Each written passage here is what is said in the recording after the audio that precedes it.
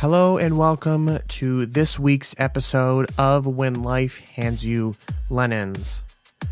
Thank you so much for tuning in yet again this week. I'm so thankful that you're here, and I have an incredible guest with me this week, Miss Melanie Rogoff. Before I tell you a little bit about Miss Melanie, I want to remind you to subscribe to my mailing list, as it greatly helps me grow the show and help me notify you about new episodes and music industry, entertainment industry tips and tricks. Please also support me on Patreon, as this greatly helps me grow the show, and all the money that I make through Patreon goes directly back into the podcast so I can make it better and more enjoyable for all of you. Also, 5-star ratings within the Apple Podcast app really helps the show. And if you would be ever so kind to leave a little review as well, that would greatly help me as well. Or whichever platform you listen to podcasts, whether it be Stitcher, Google Podcasts, Spotify, whichever platform works best for you. Any way that you can show support greatly helps me and grow the show. Lastly, the guest request form. So if you or somebody you know would be a good guest for the show, please send them the link or fill out the form so that I can contact them, because I'm always looking for new and talented guests to be on the show. So this week's episode is with Miss Melanie Rogoff. She is a music publicist based in sunny Phoenix, Arizona. And Melanie and I connected through a Facebook group. And I'm still somewhat of an introvert, but once I get to know somebody, I'm a huge extrovert. I get this from my dad, and some of my family members are very extroverted. They can communicate with anybody, and it's never an issue. They never have any problems talking to anybody. So I posted this link. Melanie filled it out, and I connected, and we sat down and we had a conversation. We had never met in person. We never knew each other beforehand. So we built a strong relationship and a professional relationship that will probably last for the rest of our professional careers. How can I help Melanie, and how can Melanie help me? I learned a little bit about her, she learned a little bit about me, and which voids we can fill. Melanie is a music publicist, and I'll let Melanie do the detailed description of what music publicity is. But music publicity is basically reaching out to professionals, other professionals, whether it be in radio stations or blogs or playlists at Spotify, Apple Music, whatever, TV, anything, and getting artists or musicians placed on those shows, playlists, blogs, whatever. Melanie reinforces my strong sentiment and place on having strong relationships within the music industry. I have had all of my professional endeavors that I've had thus far have been through professional relationships that I've built with other industry professionals. And I can't stress that enough, and how important it is within this industry. So without further ado, I want to let Melanie dive in and let her tell you who she is, what music publicity is, how important strong relationships are within this music industry and the entertainment industries. And we even talk a little bit about some fun board games that you may be interested in. So without further ado, I know I've said this a couple times now, please enjoy my conversation with the amazingly talented Melanie Rogoff. So thanks again, Melanie, for being on the show. I'm really glad that you're able to be on the show, and thanks for cutting out some time for me. Absolutely. Thank you for inviting me on. I'm really, really happy to be here. Well, not physically here, but I'm sure you understand what I'm referring to. Yeah, we're here together in the air somewhere. Exactly. This is a fantastic show, so to be a part of it is certainly an honor. Thank you. You're too kind.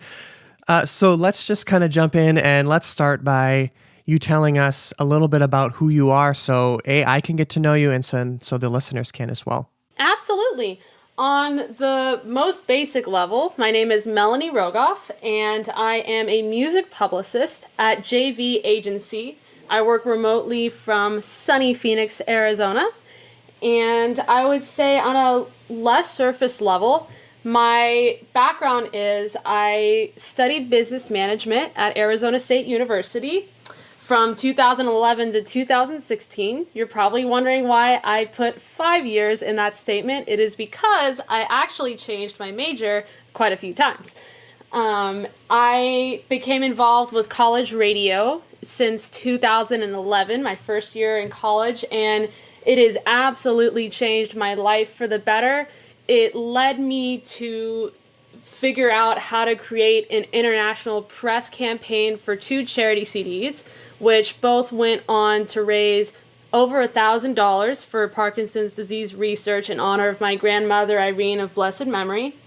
And it has also given me a lot of wonderful contacts and different ways to figure out what would work for me in this industry. And right now, what that would be is publicity. And that's something that I also enjoy doing my charity CD campaigns that I now get to enjoy on a full-time basis. But I also did intern for places such as Live Nation. I also interned remotely for a record label, and I've worked on branding for my own show that, as I had mentioned in a previous conversation with you, it's called Euro America Radio, and it was at ASU's radio station Blaze Radio, the first and perhaps only of its kind that was created with European and American pop music and electronic music in mind, that had an international fan base, which is something that I am very, very proud of. I'm sure there's other wonderful shows at the station that have now gone on that have accomplished similar things, but to say that I was probably the first is something I'm very proud of. Euro America is basically my baby. I do it for fun, and I haven't done it as much lately because I've been rather busy working, as a publicist and with my clients. But I've interviewed a lot of really big artists. I've talked to Aaron Carter, Annie Grammer, Medina, as I mentioned earlier, Woody, who is the drummer from Bastille, and many more amazing artists. And it's been a great ride so far, and I'm very happy and very blessed to say that I get to do what I love for a living, music publicity, and I also get to do my show online for fun. Wow, it sounds like you've got quite a bit of an array of experience, and I think with being a music publicist, that kind of comes naturally because you're going to be exposed to almost every facet of the music industry, and you getting that jump into college radio and kind of discovering that love for music has opened up so many different things, and I think that's so cool. And I live by the motto of, if you love what you do, you'll never work a day in your life. And it sounds like you're doing just that. Thank you. Absolutely. You hit the nail right on the head, Lennon. I really as a publicist, it's pretty much expected that you're going to be working more than 40 hours a week. And that's absolutely fine by me because, like you mentioned, I love the work that I do. And there have been vacation days, or even I remember on Christmas, when, of course, there's no one around, so everyone has the day off. And I kept feeling, I kind of want to work right now. Yeah. Yeah, so you hit the nail right on the head there. I felt the same way, too, where I kind of shut myself off for the week or the holidays just because we all need that mental break of, especially living in front of a computer. We all need that kind of mental break for a day or a week or two to kind of reset and kind of recreate the creative juices, I guess. But even when I was up for vacation, I'm like, I have a full-time job and I'm doing a bunch of freelancing things as well. And then the podcast, of course, but I'm like, I always feel like I should be doing something. I feel like I should be editing a podcast or recording something or writing or doing something. I agree with you. It's definitely a weird feeling when you're sitting there relaxing. And there's nothing wrong with sitting and relaxing. But it seems like we're very similar in terms of ambition and drive. And with people like us that are very ambitious and driven, it's kind of difficult to sit still. It's hard to want to stay in that position for too long. And I think that contributes to success because if you keep moving, then you're only going to go up. especially in today's digital realm, because everything changes so quickly. And if you're not constantly working and learning, then you're going to fall behind and you'll be a week out of date, a month out of date, 6 months out of date, and somebody else is going to come up and pass you. So I'm glad that you shared. Thanks for sharing all of that big story with us and all of your experience. And so what kind of kindled that love for music? Are you a musician, or what instruments do you play?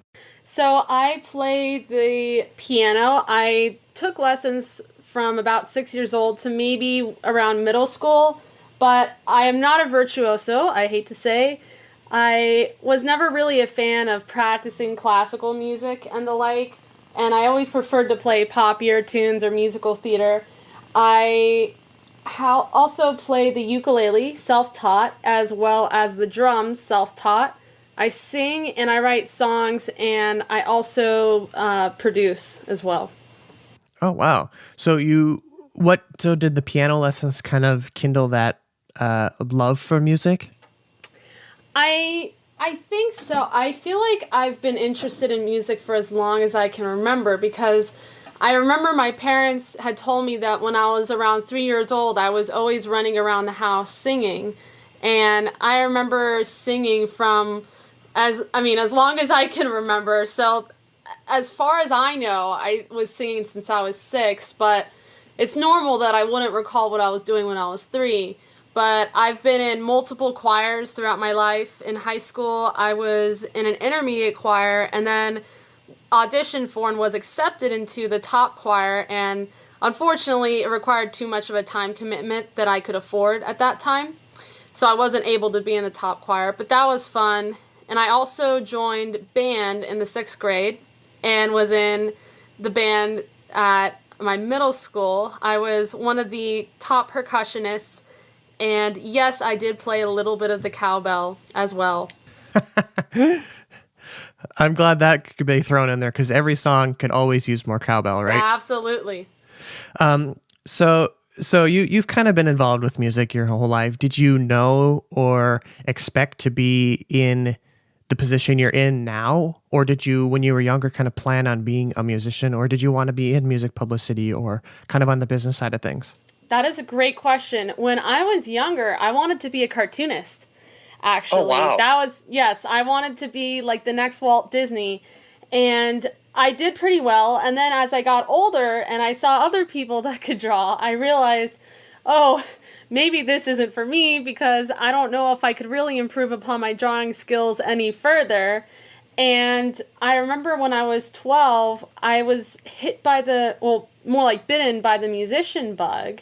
And I wanted to be a big, famous, internationally touring singer and songwriter. My parents weren't too happy about that because they wanted me to lead a more normal life. And I'm really glad it did not work out that way. I'm glad that I did not become a musician, because I don't think it was quite for me. I remember doing coffee shop performances and little gigs here and there. And right before I would start singing, I always thought to myself, it'll be over soon, it'll be over soon, it'll be over soon. And that was kind of when I realized I was miserable up on stage, but I loved writing the music. And I knew I wanted to be involved in the music industry, but I wasn't sure in what form. So when I went to college, I decided to major in communications because I just had no idea what to major in.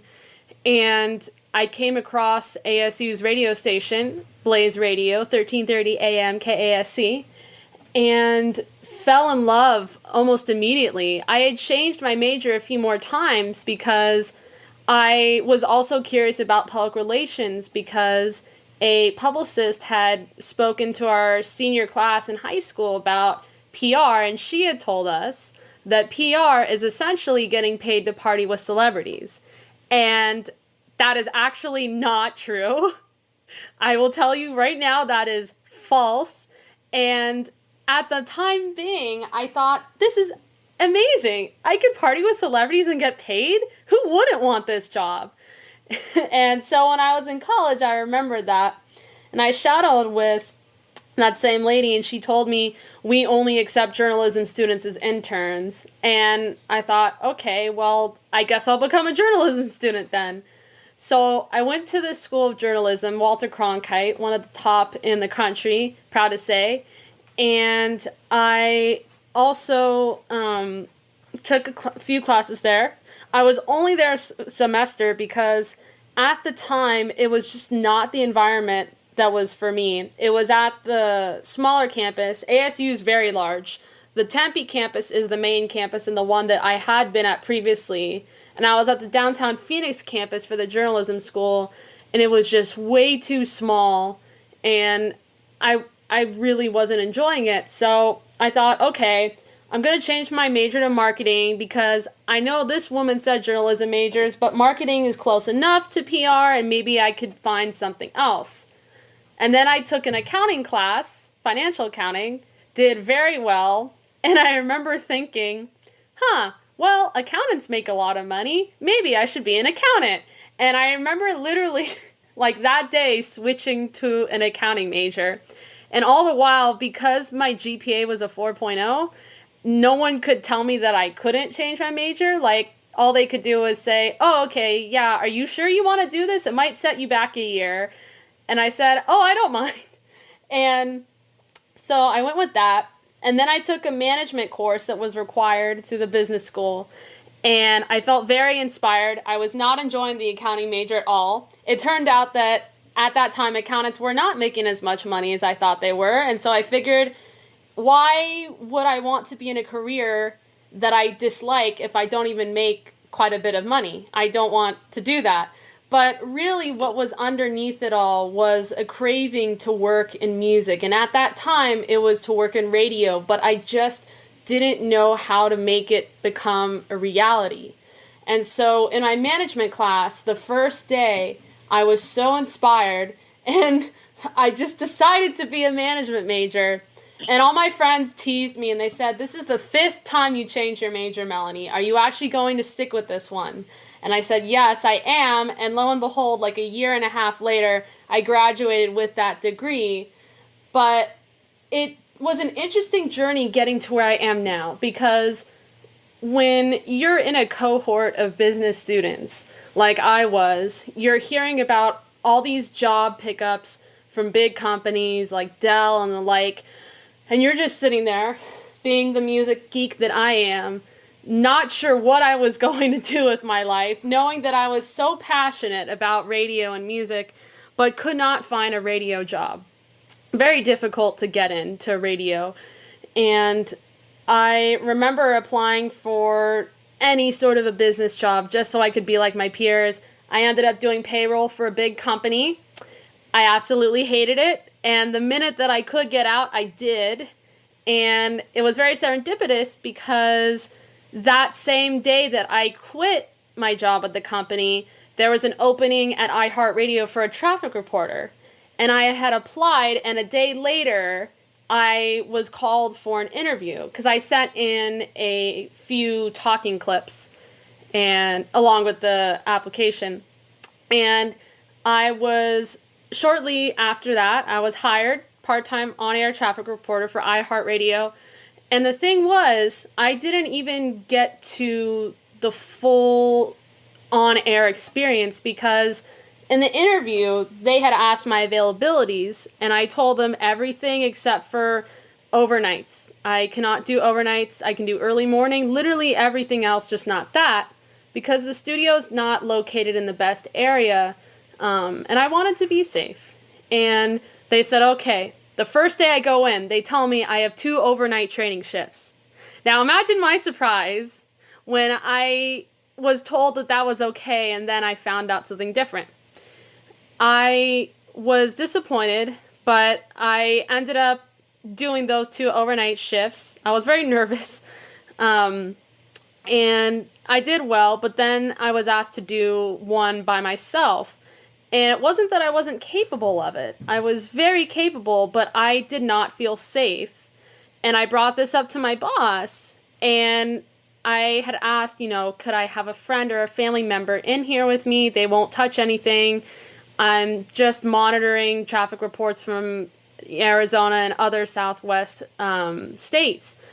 And he said no. He said, we'll just have someone else do it and talk about what to do moving forward. And I said, okay, thank you.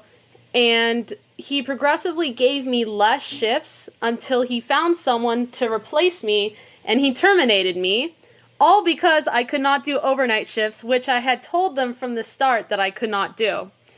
And that was kind of a kick to the stomach, because I remember feeling terrible. That was a little over a year ago, and I didn't know what to do with myself. I had a business degree. I knew I could probably do something in finance or something else related, but I really did not want to do that. I was so antsy to work in music, but I did not have the ability to move. And I didn't really want to move. I like living in Phoenix, but there's not much of a job scene here in terms of music. And so I was really desperately looking around. I tried doing social media consulting for musicians, and I targeted like musicians that were fans of my show. Well, unfortunately, the bulk of my fans were college-age students in various countries, and college-age students cannot afford like $25 an hour, which is something I learned very quickly. And so I was posting in a lot of Facebook groups. Even I think Artist Managers Connect, because I was considering at one point being a manager, and it's not off the table. It's something I might be interested in doing in the future. And I've been learning a lot from that group in particular, so shout out to them. But I remember asking people, hey, I have done 2 independent charity CD campaigns. They were international press campaigns. I come from the radio side. I realize I don't have as much experience in PR, but I'm willing to work hard and do whatever is needed, of course, ethically, in order to gain a job in music PR. And I really want to go into this. And 2 weeks had gone by, and I was miserable because nobody had reached out to me. And then my boss, Jasmine Valencia, who was my boss back then and still is, she had reached out to me because I had I had placed one of her client's songs on my show, and she emails me and she says, hey, I heard you're looking for PR work. Would you like to help that one client that you aired on your show? Now, I want to say before I continue that every person that I take on as a client professionally, I will never play their music on my show, because that would be a direct conflict of interest, and I strongly believe in avoiding conflicts of interest. So I remember saying to her, is it paid?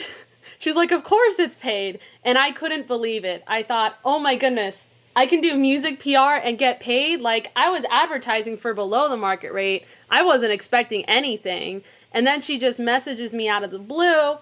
And so I was signed on to do one campaign, and I must have proved myself, because she had asked if I'd like to, I was talking with her and I said, hey, I think this is going really well. I think we've got a good relationship going. And I was wondering if there's a part-time position.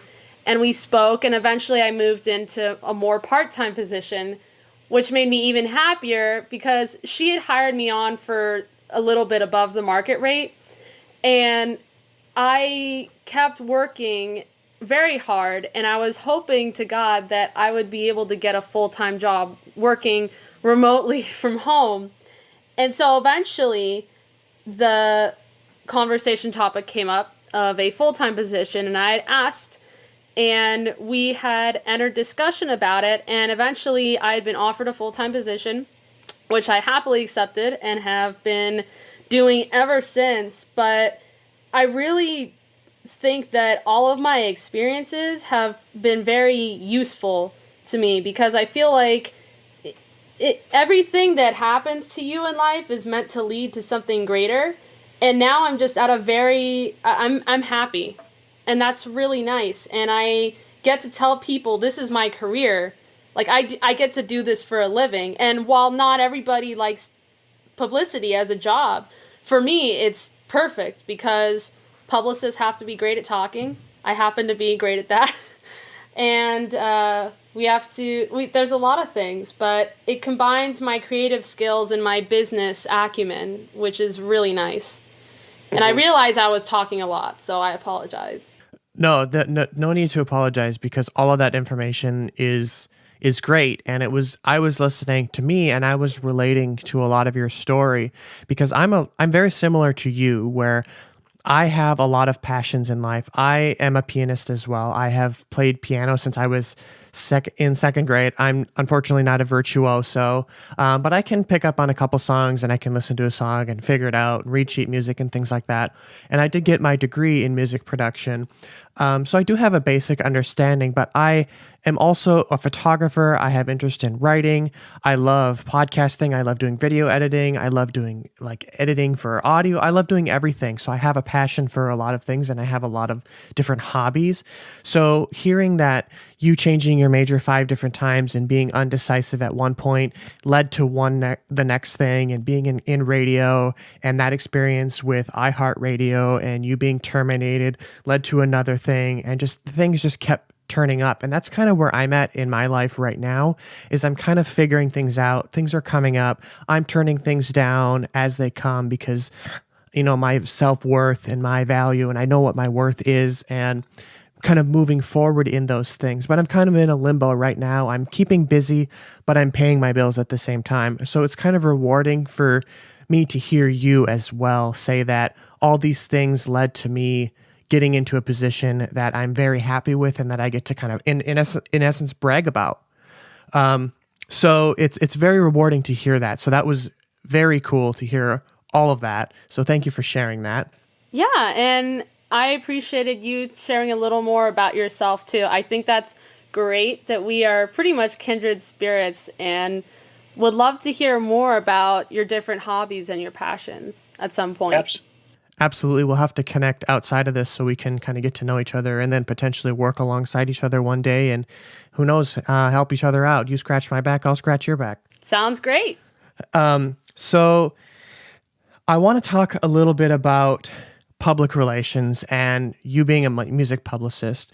Would you kind of dive into what is a music publicist? Because I'm in the electronic music scene, so I see a lot of the electronic music, but that kind of varies. Public relations, I would assume, varies greatly from like country music or pop music or rock music, and the different audiences and festivals and target markets and regions and things like that. So I can assume that it's very different depending on where you're at and the genre of music you're working with. But in broad terms, what is a music publicist, and kind of what do you do on a day-to-day basis? I guess the simplest and perhaps most broad way to describe a music publicist is a professional that helps musicians get more exposure on a broad scale through utilizing various press outlets. Delving into that a little deeper, I found your insight about the different genres interesting, because personally, my approach does not differ very much in terms of different genres. I've worked with electronic artists, I've worked with all sorts of artists, and my approach is pretty much the same. And when someone talks about what does a music publicist do, there's many different things, and it all starts with what does the client want and what are their goals. Because our job is to make the client happy. It's not to make ourselves happy. Being happy is a byproduct of making them satisfied, or helping them get more awareness and more exposure, and hopefully allow that to convert into followers and fans. And ways that we do that would be helping artists through our relationships with journalists, and also by building relationships, the ability to secure premieres on different blogs or, websites, perhaps having a song placed on a YouTube channel. For example, Mr. Suicide Sheep is a very popular YouTube channel, so a publicist may be behind a song getting placed on that channel. May not be behind it, but in a very high likelihood they are. Another example would be TV or college radio even. Usually publicists or managers are the ones that are contacting the TV stations or radio stations on behalf of their artists and pitching. Basically, PR is, or music publicity, PR, same thing, it's just a lot of pitching, and sometimes it's cold pitching. You don't know this person from Adam, and you want to create a relationship with them, but they're very busy, and you just want to get straight to the point and make their lives easier as well. And then there's other journalists that through time you've developed friendships and relationships with that you can very easily go to and send them music and say, hey, I was wondering if you'd be interested in this person. If not, that's totally fine. Just curious to see if you're interested. There's also social media takeovers, which is something that I really do recommend for artists. It's more commonly seen over Snapchat and Instagram. And right now I've mainly overseen Instagram takeovers, but it's very interesting because it is a cross-promotional tool that allows musicians to not only have their own audience discover a new outlet, such as a magazine that is on Instagram, but it also allows the audience of that magazine to be aware of the artist. And so it's very useful for both parties, more so than necessarily than an interview, because it provides a lot of content for both parties to share. An interview is great, but it perhaps provides one or two pieces of content, depending on the type of interview it is. Also, there's podcasts like yours. If perhaps a podcaster is looking for music to play on their show or background music, and a client happens to work in instrumental, then their instrumental bed might be a great fit for that show. And then a publicist would talk to them about it and say, hey, I've noticed that you're looking for instrumental beds. And obviously, if the podcaster has not said they're looking for instrumental beds, but you're not sure and you want to see if you can help, you can also ask. But it definitely requires a very thick skin. This job is definitely not for everyone because you will, by nature, face a lot of rejection. You will also get a lot of yeses, and those are excellent moments to celebrate. I believe in celebrating even the little things because they all build up.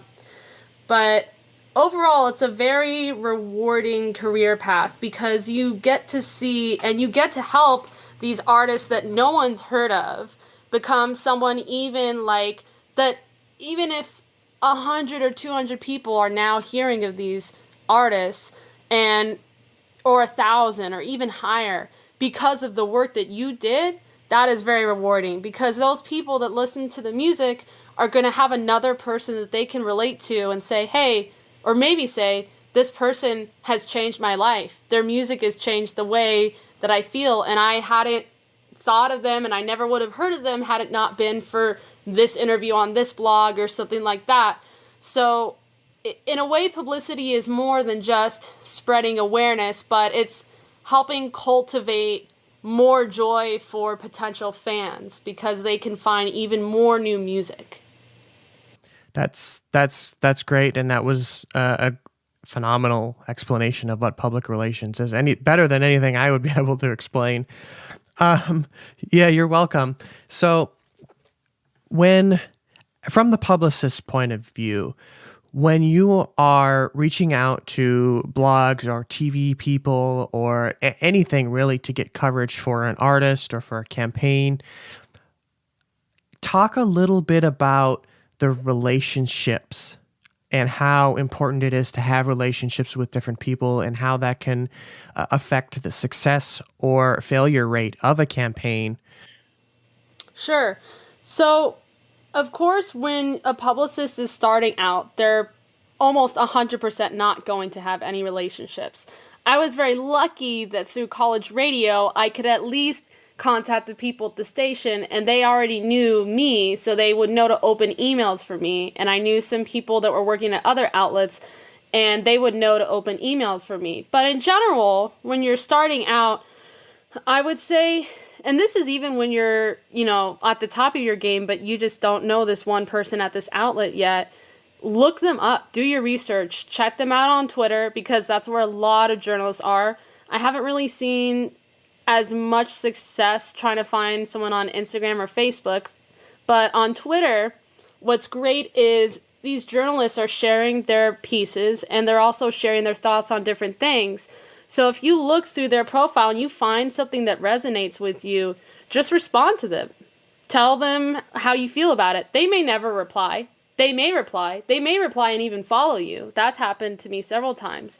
And then from there, you could start to talk to them about, okay, what are your interests? And even if you can't necessarily converse with them via Twitter, you can still make your email pitches more personable by, first of all, making sure you get their first name right. There are people, even with my show, there have been people that have said, "Hi, Melody," and I instantly feel antagonized. I'm like, okay, if this person did their research, they would know how to spell my name. It's not that difficult. And for me, like, that was frustrating, and so I can understand that journalists would get frustrated by that. So that's a big thing. You have to personalize it, find out their name, but really look at what they write about. If they write about Zed, for example, and your artist is more like, let me think, Nero, the person who wrote about Zed and who only writes about people similar to Zed are probably not going to write about someone like Nero, because people like Zed are a little more mainstream, kind of progressive house EDM, and Nero is old school dubstep, at least from what I can recall Nero being. And so you have to really do your research and see, is this going to be a fit? And then it's just a matter of making the most interesting subject line you can, thinking about, if I got an email from a random person, would I open this? And don't say, well, yes, I would open this because I would want to get emails from everyone. No, think about it as this. You're swamped with emails and this just pops in. The subject line is what is going to get them to open it. Also the name of the person sending it, but that comes later. But the subject line is so unbelievably key. So it's really is an art. Like, I would suggest studying even how newspapers do headlines, because sometimes journalists will take the subject lines I give them and they will use that as their title, and that's totally fine. But I word my subject line so that they can use that because it makes their life easier.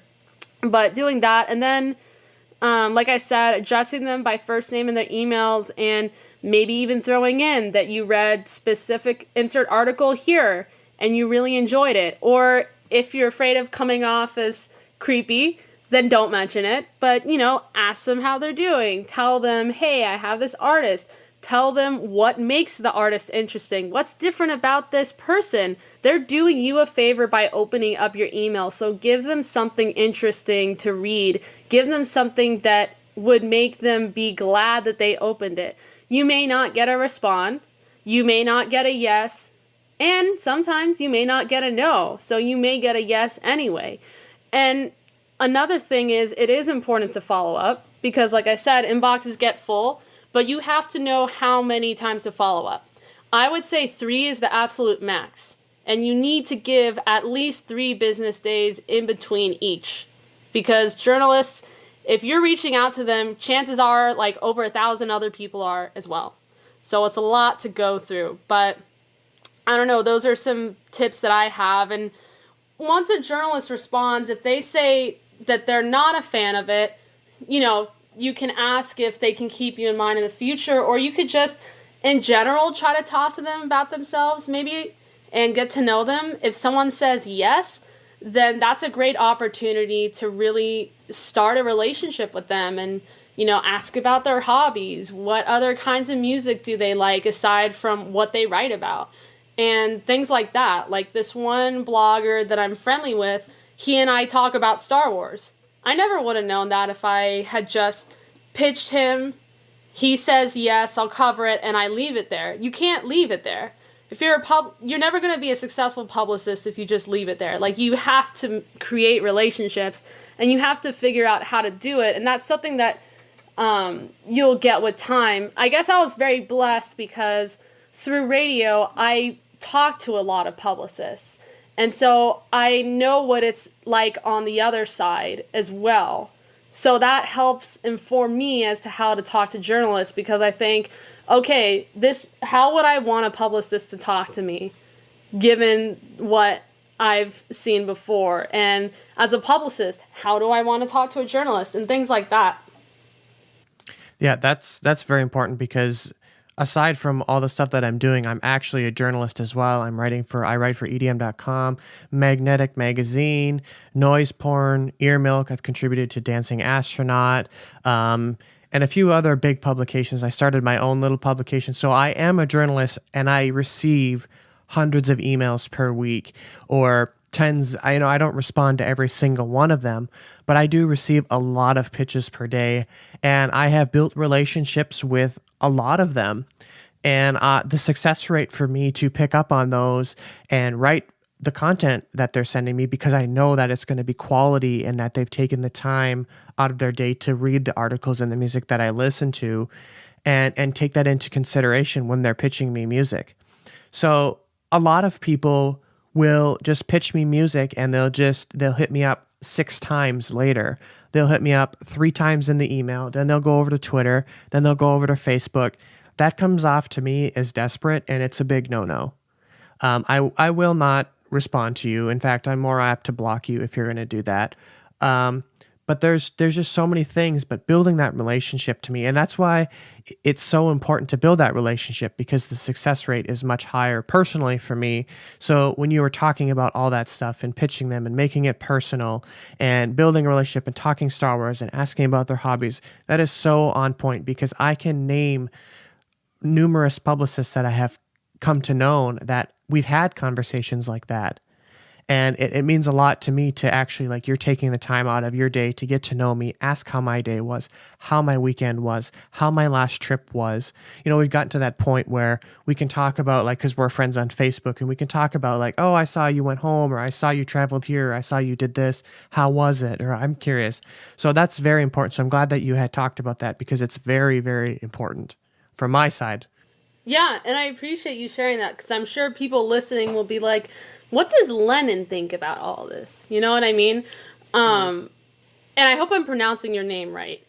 Yes, you are. It's just like John Lennon. Okay, that's what I figured, but every once in a while, you never know if you pronounce, like, if someone's name is Mike, and they'd be like, no, it's Mac.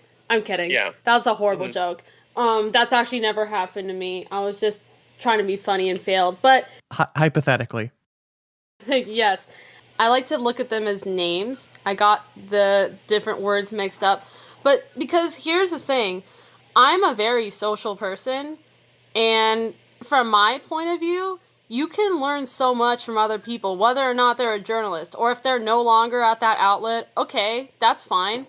But you can still learn from everyone that you talk to, and they can still learn from you, and above all else, you could have a very fun conversation with someone that you never would have talked to before had you not reached out. I've met some, well, okay, not met in real life, but online, I've met some very interesting people, even if they haven't accepted my client's music. And that's okay. I still want to talk to them anyways. They're very smart, intelligent, great people, and I just think that it's important to have those relationships and friendships. I think it makes life more enjoyable, and it makes my work a lot more enjoyable if I can call someone up, or even if I just tweet that blogger I'm friendly with and be like, when The Last Jedi came out, and I can say to him, oh my God, what did you think of The Last Jedi? It was insane. And I'm not going to give any spoilers, but insert spoiler here that he had already seen, so he knew about it. What did you think about insert spoiler that happened? That was insane. I wish that didn't happen, or I wish something else happened. But yeah, the relationships are very, very important. And because you mentioned trip, now I'm curious to hear, did you go on a trip recently? Yeah, I did. I went home for the holidays to spend time with family. Where is home for you? Minnesota. Oh, wow. That's awesome. How was it? It was good. We had a good blizzard, a good snowstorm. We hadn't had one in like 5 or 6 years like that. They got like 10 inches of snow, and my partner got to see snow. And so he's lived in Florida for pretty much his whole life since he was younger.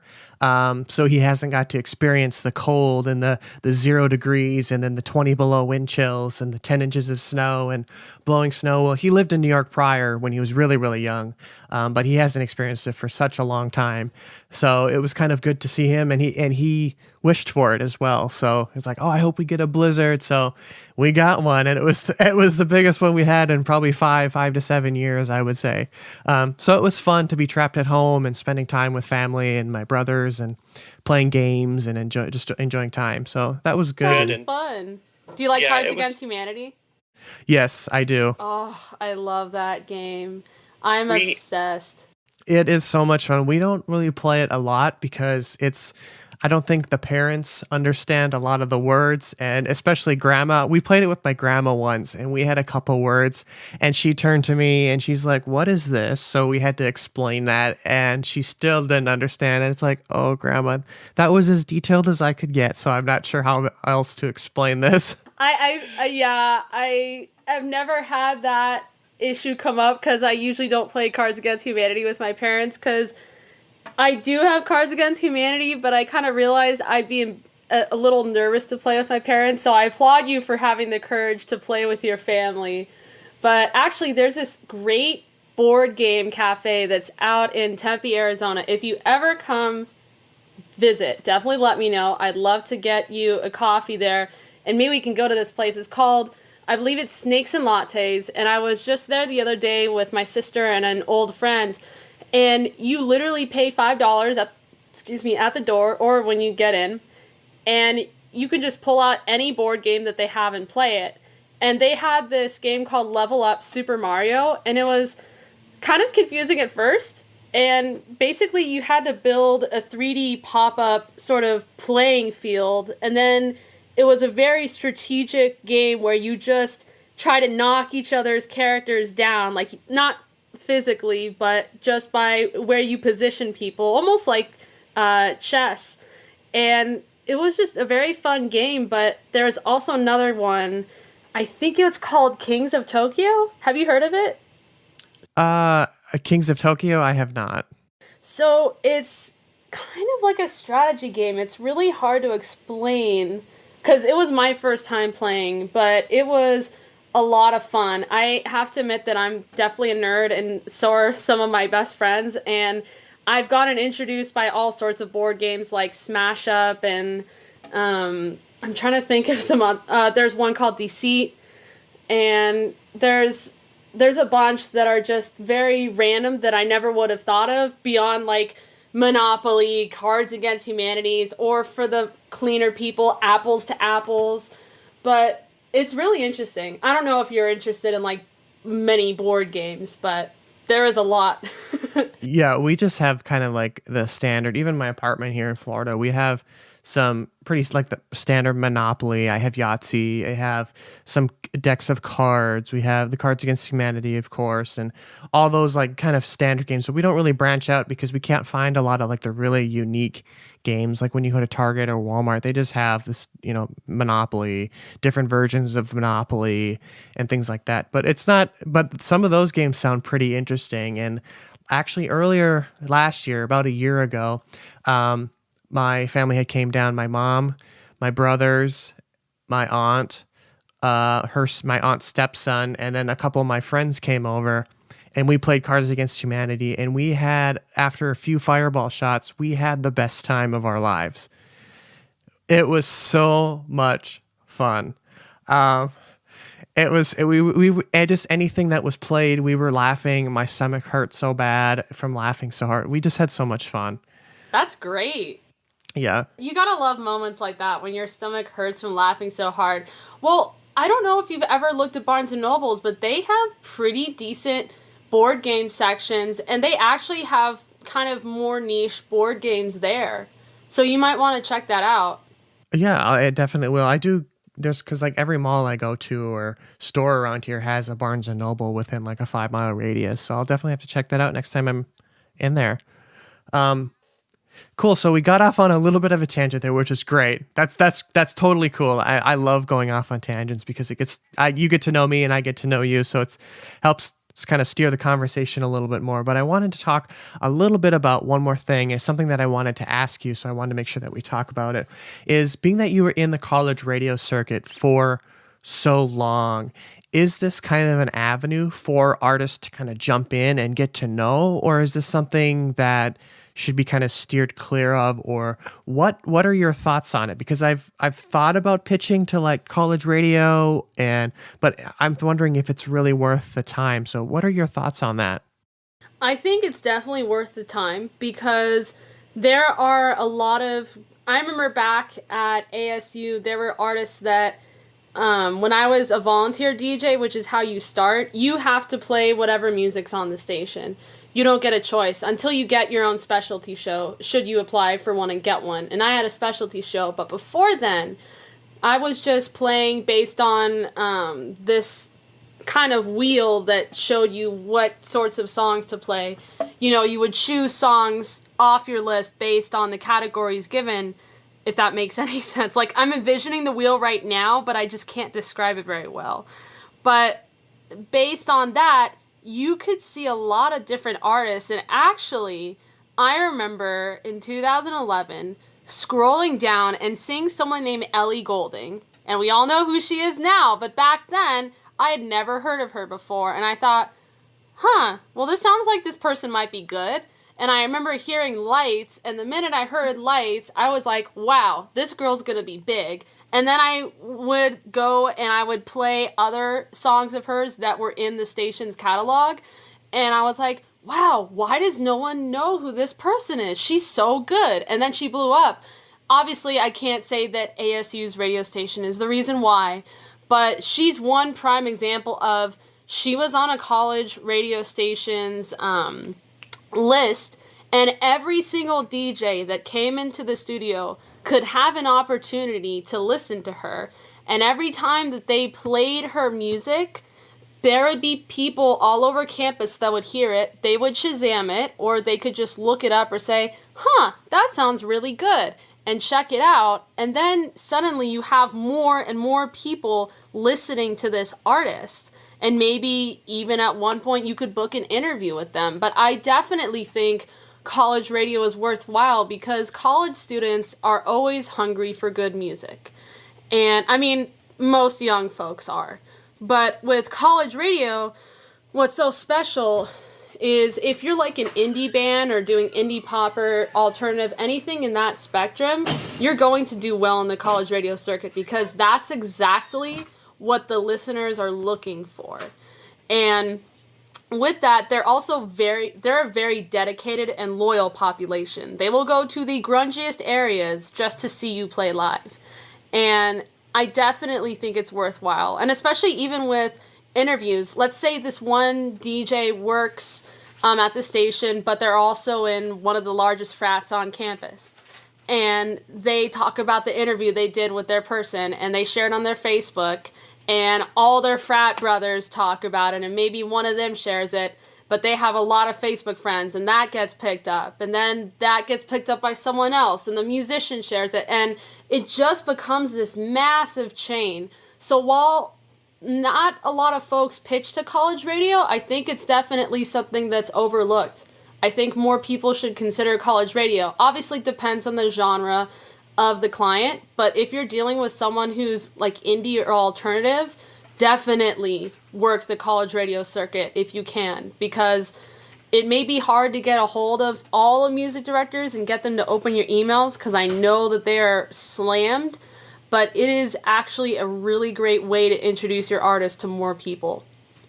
That's excellent. So that leads me to my next question is, how would one start reaching out to college radios, and how would you get in contact with the person that is in charge of it? Or how do you just go about reaching out to college radio?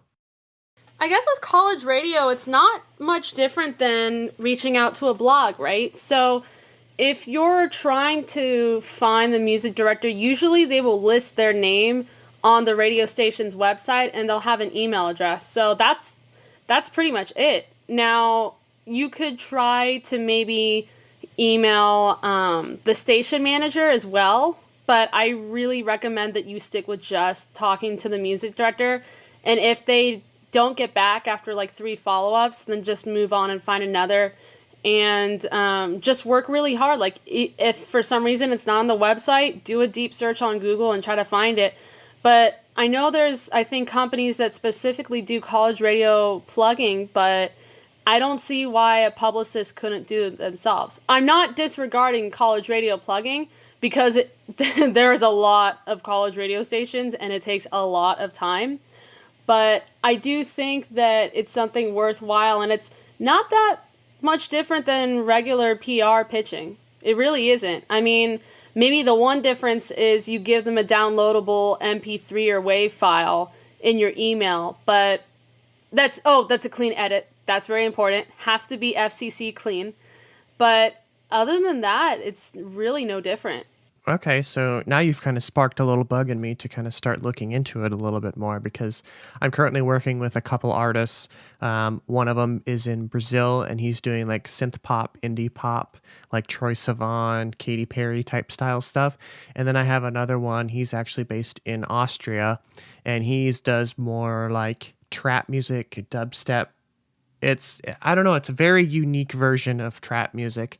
So it's kind of sparked some interest in me to start looking into it, because I've thought about it before, but I've never actually thought about it, if that makes any sense. Yes. Well, I will say that based on those genres you tossed out, unless someone has a specialty show at a station, you're not going to get it in rotation. Okay. So that probably won't. Okay. So that's good to know.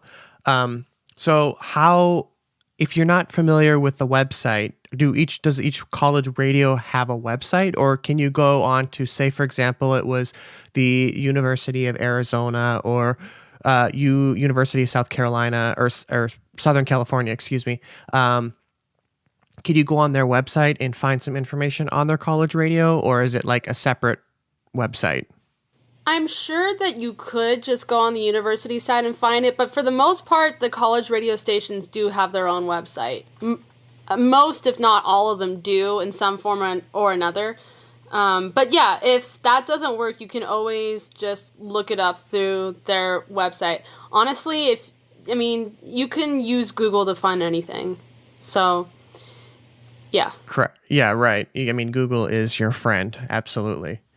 So that pretty much wraps up everything that I have. We covered music publicists and public relations. We talked about creating strong relationships and how important they are.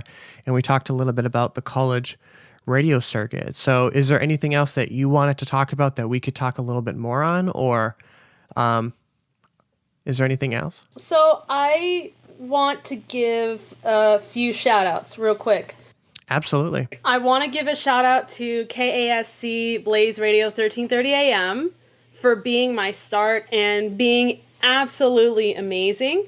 I also want to give a shout out to Jonathan Della Rosa, who is one of my mentors and an absolutely outstanding person. He was a station manager at the station when I was a freshman, and we've been best friends ever since.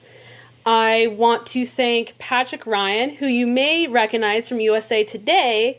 Back when I was a freshman, he actually was my direct boss and was very encouraging and kind. I also would like to thank my boss, Jasmine Valencia, for giving me the opportunity to pursue music as a career on the business side. And then finally, I would like to give you a sincere thank you for allowing me to be on your show and to talk about all sorts of topics in the music industry with PR and college radio. That really, you have no idea. It really means a lot to me to be at the point where people are asking for interviews or people are taking my pitches for interviews, and just getting the chance to share my story with people really means a lot. You're too kind. I really appreciate you taking the time out of your busy schedule and scheduling some for me to have you as a guest. And I definitely want to have you on as a guest again, maybe later down the road. Things have changed and we can talk about some new things. Maybe you worked a really rad campaign and you want to talk a little bit about strategies, or, something comes out and we have to talk about it. And you seem like you're very personable, and I love that. You have a very vibrant attitude and persona, so I really like that, and I think it's a perfect fit for the show. So I definitely want to have you on as a guest for the show again. How, if anybody wants to follow up with you or has any questions about anything that you had said, how can they follow up with you and connect with you, or just stay in contact with you and keep up with the work that you're doing? Absolutely. So, and I'll send you these links as well, but let me start with my LinkedIn. Let's see here. I just want to make sure I get the URL correct, because it's weird. You think it would be linkedin.com/ your first and last name, but no, they decided to make it more difficult. So it's www.linkedin.com/in/Melanie Rogoff, all one word. So that's spelled MELANIEROG as in good, F as in Frank, F as in Frank. And then you can find me on Instagram at Mel Loves Musique. So it's spelled MELLOVESMUSIQUE. And my Twitter, let me pull that up, is at Rogoff Melanie. So ROGOFF, and then MELANIE, all one word. My Facebook, I like to keep to myself, but if you want to slide in my DMs, that's totally fine. If you literally look up Melanie Rogoff, I'm pretty sure I'm the only Melanie Rogoff in the history of Facebook, which is both interesting and very weird at the same time. Yeah, I'm looking myself up, and I'm literally the only Melanie Rogoff. Cool. So it wouldn't be very difficult to slide into the DMs then if somebody were to search for your name. Yes, but tell me how you found me, because if you don't tell me how you found me, then I might think, oh, this is spam, and might not respond to it. And I love connecting with new folks. So yeah, and I will give you the links as well via email. And then also the website for our company is JV Agency, so www.jv.agency. And my email address is melanie@jv.agency. Thank you so much for having me, Lennon. I really had a great time, and I'm looking forward to building a wonderful relationship with you and getting to talk more about all sorts of things. And I also want to thank you for taking the time out of your busy schedule, because I know you're insanely busy.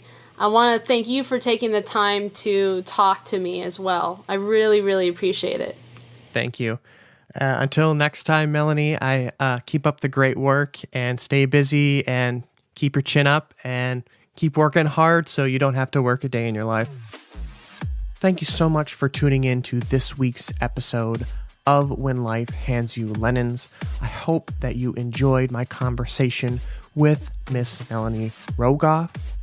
And at the end of the episode, as Melanie had mentioned, all of the links to keep up with and follow Miss Melanie will be in the description below, as well as a few of the products and radio stations and resources that she had mentioned will also be in the description below. So if you want to keep up with Melanie, check out those links. Also, a friendly reminder before I let you go, please subscribe to my mailing list, as it will help you be notified as to when new episodes are live and some music industry tips and tricks. I also encourage you to support me on Patreon, as it greatly helps me grow the show and market it to new audiences. A 5-star rating in Apple Podcasts or whichever platform that you listen to podcasts in would greatly help me boost the show as well. It takes 30 seconds, and it really helps me out to grow the show and be discovered by new listeners. Lastly, the guest request form. I'm always looking for new and talented guests to be on the show. So if you or somebody you know would be a good guest to be on the show, please send them a link or fill out the form, and I will get into contact with them or you to be on the show. So thank you so much again for listening to this week's episode of When Life Hands You Lennons. I hope that you enjoyed my conversation with the amazingly talented Melanie Rogoff, and we will see you next week on When Life Hands You Lennons.